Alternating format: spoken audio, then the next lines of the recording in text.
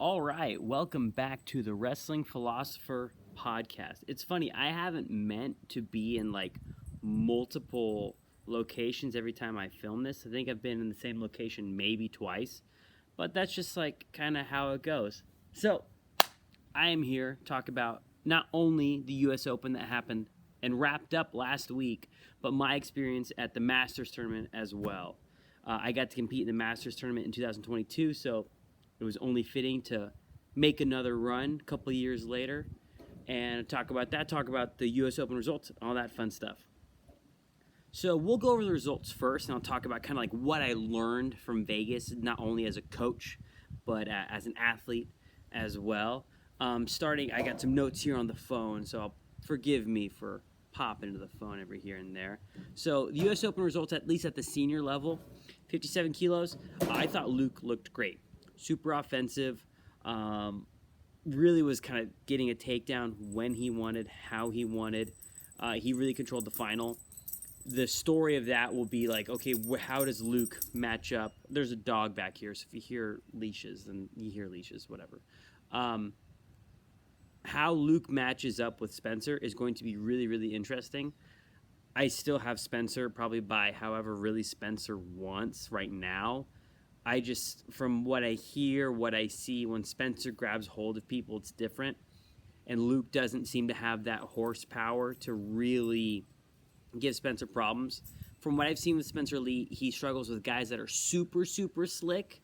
Like, I thought he struggled with Brandon Courtney, but then he was absent of ACL, so that's a variable. But Nick Piccinini, Ronnie Bresser, those guys gave Spencer trouble because they're like super, super slick and like outside wrestlers. And then you got the guys that can match Spencer's physicality, like an Ono, like a Zhao from China. So because of that, I don't think Luke has either one of those. I think Luke is super technical. He's got a good hand fight, but I don't think he's physically strong enough to really pose a lot of problems for Spencer.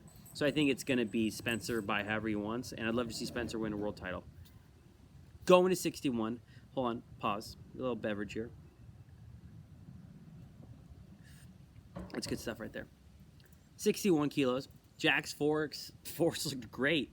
I was super impressed with Jack's. I thought the first exchange you saw in that 61 kilo match with kind of Seth getting into some scrambly situation and the weird points, all that, I thought that was going to be the match. I thought Seth was going to essentially just kind of get Jax in these scenarios that Jax hasn't been comfortable with or seen before, and he was going to win them. Turns out Jax was very comfortable wherever Seth took the match, and really, not even that, Jax decided where this match was going at all times. He really, really owned the match. Super, super impressive. And he ended up taking him, like, I think 19-8. Super impressive. I think Jax has a good shot of beating Vito. It will be a shootout, though. It will be something like a 10-7. It'll be a crazy, crazy match. Both these guys throw down. I hope Vito's healthy. I hope we see the best Vito possible. And I hope whoever wins this wrestle-off, I think will win Worlds. Because from my understanding, Ono will not be competing at the Worlds this year. He will be, I think, training strictly folk style for the foreseeable future. He's got 1 year at Penn State, and he wants to win an NCAA title. That's what's going down. So I think whoever wins this weight has a really good shot at winning the World Championships. Bumping up, 65 kilos. McKenna got it done by the skin of his teeth, but then both of them kind of both him and Mendez got it done by the skin of their teeth in the semifinals. I think I would love to see McKenna make a team. I think McKenna was challenging Logan Stieber for a team in like 2018. And then he was in the trials finals at the Olympics. And then he was in the trials finals. Like McKenna is such a dog. I would love to see him get it done. I would love to see him get a world medal. I just know it's extremely competitive. I know it's really, really hard to really get it done in that way. But I would love to see McKenna win it. Not just he won the Open. He did great. But I'd love to see him get the spot and then move on and get a medal. That'd be really, really great for him. 70 kilo, Yanni D. Surprise! Now, I got to go to the World Cup in 2022. I watched. It was great. Yanni was much shorter than I expected. So seeing Yanni in person and seeing like how short he was is just something I want to throw out there. I don't think he'll ever see this. I don't think he'll care. But it's surprising how short Yanni was. Anyway, Yanni looked great. Yanni looked awesome. I would love for Yanni to make the team. I would love for Yanni to win a world medal. I would love for him to win a world title. From the little I know, it's a good field at 70, but from my understanding, he's got a really good shot to take a world title, and I'd love to see that. Now, from here with Yanni, what I think of automatically is like, will he go back down? Like I said, he's very short. I was kind of surprised how short he was, so I don't see him bumping up. But I do know that cut back down. From 65 to 70. That's about 11 or 12 pounds. Like that is not. That's a lot to cut. I hope he can be in a place to get that done because when he's firing, like you saw at the Open, like he was great. So I would love to see Yanni get in a weight class he's comfortable in. I'd like to see him at 65 sooner rather than later. Probably at least next year, like get back down. Hopefully he's healthy. Because I'm automatically thinking about his Olympic aspirations. Now, should I think about that? No, because if he wins a world title, he's a world champion. Automatically. That will never, ever change. So, as of now, rooting for Yanni, 70-kilo world team rep and world champion. I think it's definitely very possible. Mitchell Messenbrink, 74-kilo U.S. Open champion with David Carr. Now, going into this match, I said this. I said, I think Mitchell's going to win if it gets past the first period. I think Carr has the ability, and clearly showed he had the ability, to get a low-level shot, get an ankle, get a lace, and potentially end the match immediately. That's how he got a bunch of points on Takatani, and that's just kind of Carr's style. And it almost happened, ended up not happening, and Mitchell ran him down, got the tech, I think it was a tech, and then won. Mitchell's looking great. I don't know how Mitchell... You gotta be quiet. I don't know how Mitchell will do at the world level. I know he took bronze, I think, at U23 last year. I don't know if that same guy's in the field, but I think Mitchell's in a really, really good spot to medal, at the very least. Is he going to be a senior-level world champion as a redshirt sophomore? I don't know. I would like to see it. I just don't know. I know guys like Saul Kazanov, very, very tough to wrestle with. Carr lost to him. Takatani's still out there.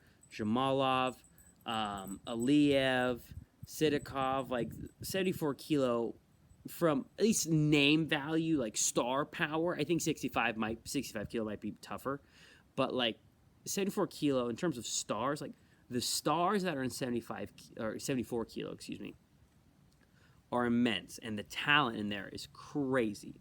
So we're gonna see what's up, but I would love to see Mitchell tear it up. I just don't know if he's going to. That is a tough weight class, because guys like Jamalov or Aliyev, Sidikov, like they're gonna be ready to throw down. And is Mitchell ready for that? I don't know, but I could not tell you how in I am for Jamalov is like my favorite wrestler right now. From Jamalov versus Mitchell Messenbrink semifinal, like I'm in. I am so in. I will wake up whatever hours of the day to watch that. I'm just in. So excited for that. Bumping up 79 kilos. This feels like the kind of the forgotten weight of the U.S. Open. Evan Wick won it. Looked great. On the tail end of that, another storyline is the AWA Regional Training Center. Evan Wick is a part of that, which is great to see Ben Askren have his own regional training center connected to his club. And again, Evan looks solid. I think Hamidi had a great success getting to those low-level shots. Couldn't quite transition to the finish. It's all good in the hood. I think Levi Haynes is coming to the World Team Trials. I wouldn't be surprised if Levi comes out of that tournament and then challenges Wick, and Levi ends up making the team. And we'll talk about something in a moment. So, looks like of like all the guys, like again, Wick looking like most likely the one to fall because of a Levi Haynes pop-in situation, or I think Keegan's not wrestling. So I think Levi right now, if I'm just looking at kind of the pieces on the board, is looking like he's going to be the world team rep at 79 kilos.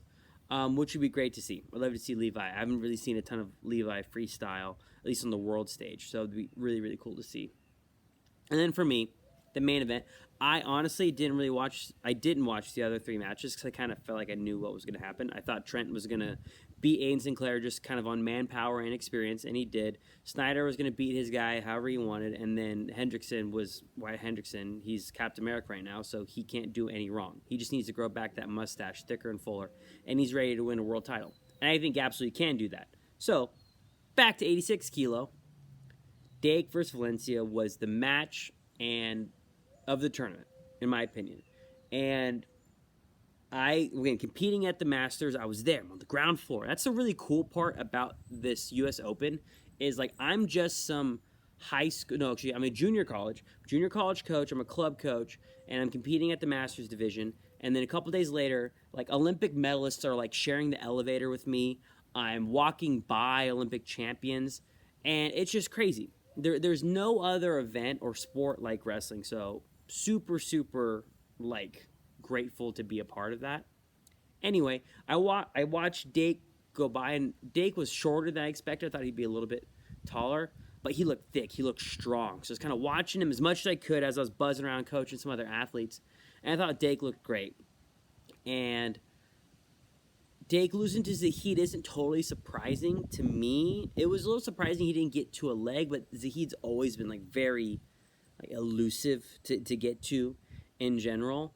I will say, well, Zahid got the match, and Zahid won fair and square. I don't think there was a size advantage, disadvantage. Like, those are two guys that weighed the same, that wrestled, and Zahid won. Like, that's it. I'm not putting any other stock in that. But Zahid got very tired after, like, minute 4. And because of that, and Dake always looks tired in matches too, so maybe Dake was tired. I don't know. I will take Kyle Dake in a 2 out of 3. Now, the question is Dake going to stay at 86 kilos, challenge Zahid, and then make the team? Or not make the team, either way. But one of those two guys isn't making the team. A world medalist and world medalist in Zahid at 92, and a world champion and multiple-time world champion, multiple-time Olympic bronze medalist Kyle Dake not make the team? Or does Kyle Dake drop to 79 kilo? That feels kind of wide open with Wick, unless Wick has super developed, and then let's say Wick pieces apart Dake, and it's like, oh, wow, shit, Wick's ready to win a world title. So, like, Dake's in a really fun spot right now. He's in the most he's probably the most interesting guy in the sport, in my opinion, and he's in the most interesting spot. He has options in front of him. I do know he weighed like about 84, 85 kilos for the 86 kilo weight class, so he'd still have to drop probably a good amount of weight to make that. I don't know if he wants to do that at this point in his career. I would say I'm more interested in Kyle Dake as an 86 kilo wrestler because 79 kilo wrestlers and 74 kilo wrestlers that he's wrestled, Kadi Magomedov and Ramazanov from Bulgaria, they're both at 86 right now, and they're both having tremendous success. So I do not see any reason why Kyle Dake cannot do the same thing. I would love to see Kyle Dake do that same thing. So I'm hoping Dake stays at 86 kilo, but I want Zahid to have all the success in the world too. So this is very interesting. I wonder what's going to happen. So that's that. But I'm going to transition to my experience at the U.S. Open in the Masters division. So I had a great opportunity a couple of years ago to go compete in the Masters division. It was a much smaller bracket, though, as an 8-man bracket. I took third, and I was very proud and happy with myself, so I came back this year to go compete. And 16-man bracket, a little bit bigger, and then I took fifth. So empty-handed. They don't give medals for, I think it's only top 3, so I don't get anything, even if you lose the 4th place match. So very, very happy that I got to do it. I'm not very proud of how I did. I'll probably post some matches a little bit later. But man, how cool was it? You know, I'm very, very grateful for the opportunity to compete. And while competing, I just kind of noticed the things I don't do a good job with. I don't do a good job with hand fighting, having an aggressive hand fight, and going back to Dake and Zahid. And that was the biggest thing I saw Dake wrestling with. Dake, I think Dake knew I'm bumping up. I got to get in there. I got to be physical with these guys, and he did that, and that was apparent. And for me, it's like, man, I'm not being physical in my hand fight. I wasn't doing things I need to do in matches to wrestle my match, dictate my positions, get my moves. So that was something, I take away very, very valuably. I also have two very, very good friends that I bother all the time, J.O. Wrestling and Marty Hauk, and I got to talk to them about kind of what Greco brings in. And honestly, I have a hard time watching Greco sometimes. I really, really do. I haven't watched a lot of overseas Greco, and that's what Coach Jay was talking to me about. But with the idea of, as I was watching at the Open, I was like, I view Greco very similar to a lot of people view boxing, where the art, the slips and the punches and the counters, it's beautiful. Boxing, when it's done at the highest level, can be beautiful. It can also be incredibly freaking boring. And that's how I view Greco. I was like, man, this skill set is so important, so powerful, so beautiful. And the Greco athletes, I think, are maybe pound for pound the strongest guys in the building. They're lifting up another person and then throwing them through the air. It's absolutely incredible. So I walk away from the U.S. Open with a little bit more interest, intrigue in Greco. I've taken my club kids and I've started kind of pushing them in that direction, just developing Greco skills. I don't know if I can, again, I'm going to learn this, but I don't know if I can develop high-level Greco athletes, but they're going to learn these Greco skills. They're going to be comfortable there. And the attitude of the hand fight that Greco, if you need to be successful in Greco builds, I think that translates into hand fighting that I was lacking.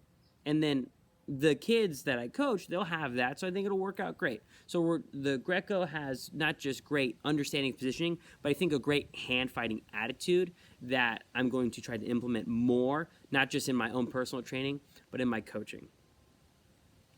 I will say, after the U.S. Open, the Masters division, again, I did the old guy division, which is 25 to 34, which is perfect for me. It's great.